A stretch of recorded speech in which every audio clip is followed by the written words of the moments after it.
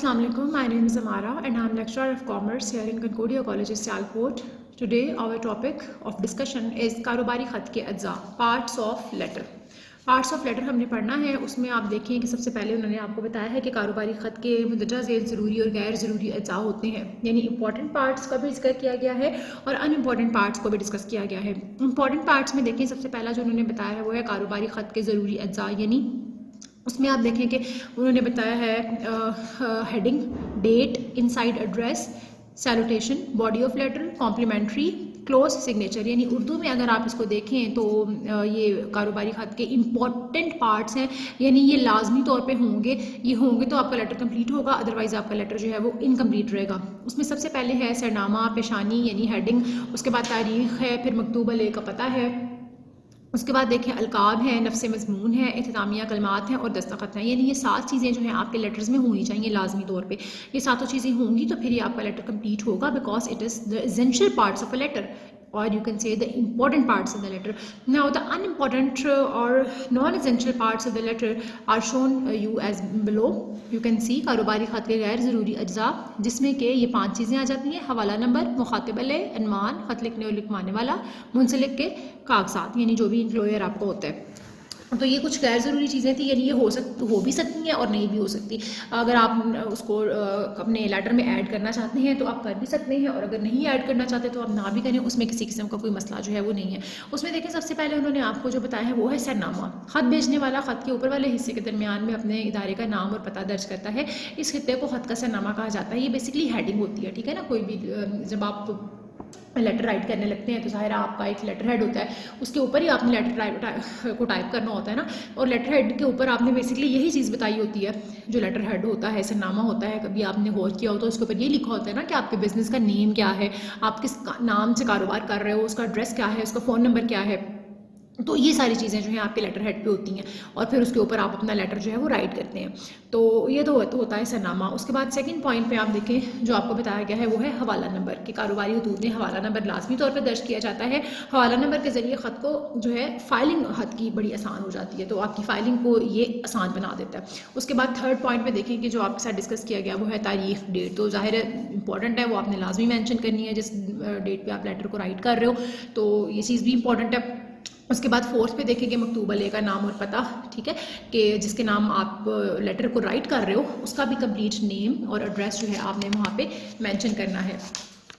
तो ये भी चीज़ हो गई। ये सारे एसेंशियल पार्ट्स हैं अभी तक के। और इसकी एग्जांपल जैसे आपको यहाँ पे नज़र आ रही है कि प्रिंसिपल जो है Punjab college of commerce, Muslim town Lahore, इस तरह से आपने उसको मुखातिब आप कर सकते हैं। उसके बाद देखिए मुखातिब अलैह जो है उसने भी उसमें अपना सब कुछ मेंशन करना है कि अपना नाम, ओहदा वगैरह एंड पे लाजमी उसने लिखना है। उसके बाद अलकाब व अदाब आपने यूज़ करने हैं और बहुत अच्छे तरीके से अल्फाज का चुनाव करना है कि आप किस तरह से किसी जो इंसान है जिसको आप लिख रहे हैं कैसे उसको मुखातिब करना बेहतर है। मोहतरम लिख सकते हैं, जनाब लिख सकते हैं, मुकरमी लिख सकते हैं। तो डिफरेंट अच्छे अल्फाज हैं, अलकाबात हैं जो कि आप इस्तेमाल कर सकते हैं अपने ख़त की खूबसूरती को बढ़ाने के लिए। उसके बाद देखिए नेक्स्ट अनवान है कि टॉपिक आपने उसको देना है कि जो भी आपके ख़त का अनवान है आपने वो लिख देना है, ठीक है। कि जैसे यहाँ पे 2 अनवानात उन्होंने आपको बताए हैं कि दरखास्त बराए तरसील माल या फिर दरखास्त बराए अदायगी रकूम। जो भी आपका मकसद है बेसिकली ख़त लिखने का टॉपिक है वो आपने वहाँ पे मेंशन कर देना है। इसी तरह से फिर देखिए नफ्स मज़मून के, अब वो इबारत बेसिकली आपने लिखनी है कि जो एक आपके टोटल ओवरऑल लेटर का एक बहुत इंपॉर्टेंट पार्ट है, और जो भी आपने वहाँ पर आपके इंपॉर्टेंट कोई क्वेश्चन पूछने वाला है, इस्तफसार करना है, कुछ इंपॉर्टेंट इन्फॉर्मेशन आपने लेनी है या देनी है, तो वो आपने यहाँ पे राइट डाउन कर लेनी है। नेक्स्ट आपका जो होगा वो होगा इख्तितामिया कलमात के। आपने बड़े अच्छे तरीके से जैसे आपका मुखलिस के हैर अंदेश वगैरह, न्याज़मंद वगैरह करके आपने उस चीज़ को क्लोज लेटर को कर देना है, और नीचे एंड पे आपने अपने सिग्नेचर्स कर देने हैं, और फिर इससे जो है आपका एक लेटर जो है इख्तिताम पजीर हो जाएगा और अच्छा एक वो लेटर जो है आपका तैयार हो जाएगा। उसके बाद देखें कि आपको ख़त लिखने वाले का मुख्तसर नाम, कि दस्तखत के बाद हाथ के दाएं तरफ ख़त टाइप करने वाले या लिखने वाले का मुख्तसर नाम दर्ज किया जाता है। इस तरह से मुंसलिका कागजात जो भी अटैचमेंट होती हैं, इंप्लॉयर होता है, वो आपने बता देना होता है। और इस तरह से कॉपी बराए कि अगर हद की नकल मकतूब अलैह के अलावा किसी और को भी आपने अरसाल करनी हो तो जो भी अटैच्ड कॉपीज़ होती हैं वो फिर आप वहाँ पे CC लिख देते हैं, ठीक है ना, ताकि फिर उसकी कॉपी जो है वो अगर किसी सेकेंड पर्सन को भेजनी है तो वो भिजवाई जा सके। उसके बाद तमत्ता के हद लिखने के बाद अगर मालूम ना हो जैसे यहाँ पे तमन्ना का जिक्र किया जा रहा है कि ख़त लिखने के बाद अगर मालूम हो कि कोई बात लिखने से रह गई है तो फिर उसमें ऐड करने के लिए आप पोस्ट स्क्रिप्ट या फिर तमन्ना का वर्ड यूज़ कर सकते हैं और फिर आप मेंशन कर सकते हैं। और इसी तरह से देखिए नेक्स्ट आपको यहाँ पे एक पूरा का पूरा उन्होंने बना के दिया हुआ है कि कारोबारी ख़त का हाका उन्होंने बनाया हुआ है। और उस हाके में आप देख सकते हैं कि सबसे पहले ऊपर सरनामा है, ठीक है। सरनामा में क्या था, जैसे कि पहले आपको बताया गया कि आप अपना आपका लेटर हेड होता है ये, और यहाँ पे आपके कारोबार का नाम, पता वगैरह, फ़ोन नंबर वगैरह, कॉन्टैक्ट नंबर वगैरह लिखा जाता है। उसके बाद तारीख होती है कि जिस डेट पे आप लेटर को राइट कर रहे होते हैं वो डेट यहाँ पे लिखी जाती है। फिर मकतूब वाले का पता होता है, मकतूब वाले जो भी आप जिसको भी लिख रहे हैं, ख़त लिख रहे हैं उसका पता और एड्रेस वगैरह होता है। फिर अलक़ाबात, फिर ख़त का नफ्स मज़मून, और एंड पे आप देख सकते हैं कि यहाँ पे इख्तितामिया कलमात हैं। तो ये ओवरऑल आपका हाका था ख़त का जो कि आपको बताया गया है, ठीक है। उसके बाद देखें कि काइंड्स ऑफ बिजनेस लेटर्स आपके साथ जो टॉपिक बेसिकली है इंपॉर्टेंट टॉपिक है कि कारोबारी खतूत की जो एग्ज़ाम है वो लिखें। It is one of the important long question as far as your paper is concern, so you can prepare this question as a long question of your paper. इंशाअल्लाह तर्ज के तौर पर आप इसको इस सवाल को आप याद कर सकते हैं। उसमें सबसे पहले देखें कि जिस ख़त का जिक्र किया जा रहा है आपके साथ वो है दरियाफ्ती ख़त, ठीक है ना। तो ये बिल्कुल इस्तफ़सारनामा जैसा होता है, ये इस तरह का ख़त होता है कि जिसमें आपने अपने माल से रिलेटेड तमाम ज़रूरी मालूमात जो है वो पूछनी होती हैं, जैसे कि माल की मौजूदगी, म्यार, कीमत, अदायगी की शराइत। यानी जो बायर होता है ना बेसिकली वो इस्तफ़सार करता है और सेलर को ये लेटर लिखता है कि जिसमें वो सेलर से पूछता है कि मुझे इस तरह का सामान चाहिए, इस तरह की नौयत का माल चाहिए, इतनी मिकदार में चाहिए, ये अदायगी की शर्त होगी। और ये तमाम चीज़ें वो अपनी तरफ से भी अपनी शराइत भी बताता है और जो उसने इस्तफ़सार करना होता है वो भी इसमें वो पूछ लेता है।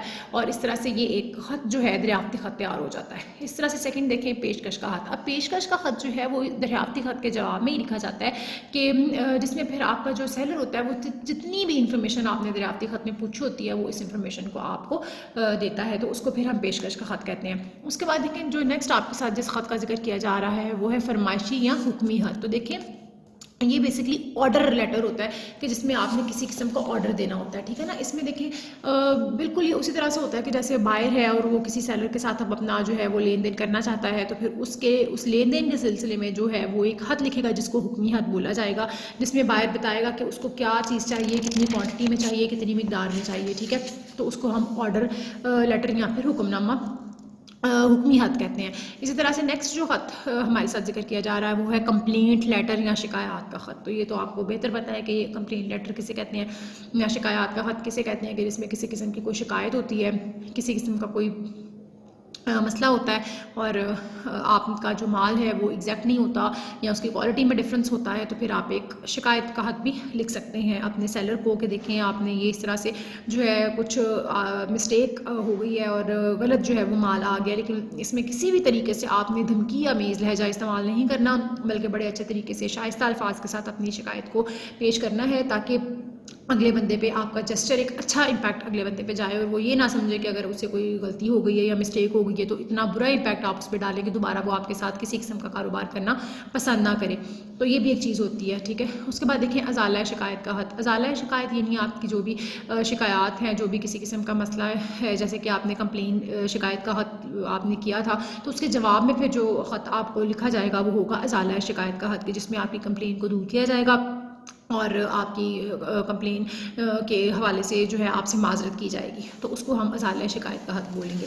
इसी तरह से देखेंगे सेकंड नेक्स्ट जो आपके लेटर बताया जा रहा है वो है वसूली के हदूद। तो वसूली के हदूद वही होते हैं आमतौर पे कि जो जब आपकी क्रेडिट पे सेल्स परचेज़ हो रही होती है तो वो फिर आपने उस टाइम पे जो आपने लेटर यूज़ करने होते हैं वो आपके होते हैं वसूली के हदूद, ठीक है। अब इसकी एग्ज़ाम उन्होंने नेक्स्ट आपको बताई है कि डिफरेंट तरह से आप इस लेटर को लिख सकते हैं। जैसे याद दहानी का ख़त के अक्सर जो है आपकी रकम आपको मौजूदा तारीख पे नहीं मिलती, तो फिर आप एक लेटर जो है आप लिख सकते हैं कि अगले बंदे को रिमाइंड करवाया जाए कि आपकी तरफ से रकम की अदायगी होनी है जो कि अभी तक नहीं हुई, तो उस सूरत में फिर आप याद दहानी का ख़त लिख सकते हैं। फिर होता है अपील का ख़त। कि बाज़ दफ़ा अगर आपको आपके पहले याद दहानी के रिमाइंडर लेटर के जवाब में कोई ख़त मसूल नहीं हुआ तो फिर आप एक अपील कर सकते हैं कि जिसमें फिर आपने रिक्वेस्ट करते हैं कि आपके पैसे आपको भिजवा दिए जाएं। फिर थर्ड में बारी आती है धमकिया मेज़ ख़त की, कि पहले दोनों अगर हदूद की कोई तरफ से जवाब आपको मसूल नहीं हो रहा तो फिर आप कानूनी चाराजोई करने की गर्ज से फिर आप एक धमकिया मेज़ लेटर भी भेज सकते हैं। उसके बाद देखें एजेंसी के हदूद। एजेंसी एक ऐसा इदारा है जो किसी बड़े सनती या कारोबारी इदारे की नुमाइंदगी करते हुए उसका माल तयशुदा शराइत पर फ़रोख्त करता है। ठीक है, तो वो इस मामला में जितने भी लेटर्स को यूज़ करेगा वो फिर आपके एजेंसी के हदूद के अंदर शामिल हो जाएंगे। उसके बाद देखें कारोबारी हवाला जात के हदूद। ठीक है, अब ये ऐसे हतूत हैं जो ग्राहक की माली हालत और उसकी शोहरत मालूम करने या बताने के लिए तहरीर किए जाते हैं। ठीक है ना, जो भी आपका कस्टमर है उसकी फाइनेंशियल स्टैंडिंग देखनी होती है आपने कि आया इसके साथ आप क्रेडिट पे डील कर सकते हैं या नहीं कर सकते, कल को ये डिफ़ॉल्ट तो नहीं हो जाएगा, कल को ऐसा तो नहीं होगा कि आपकी पेमेंट जो है वो करप्ट हो जाएगी और आपको पैसे नहीं दिए जाएंगे। तो इस सिलसिले में जो ख़त लिखे जाते हैं उनको फिर हम कारोबारी हवाला जात के हतूत कहते हैं। उसके बाद देखिए गिश्ती मरासला। गिश्ती मरासला एक ही मजमून का ख़त होता है जो बहुत से कारोबारी अफराद को अरसाल किया जाता है। ठीक है ना, डिफरेंट आप लोगों को इसको आप सेंड करने की गर्ज से आप इस लेटर को राइट करते हैं।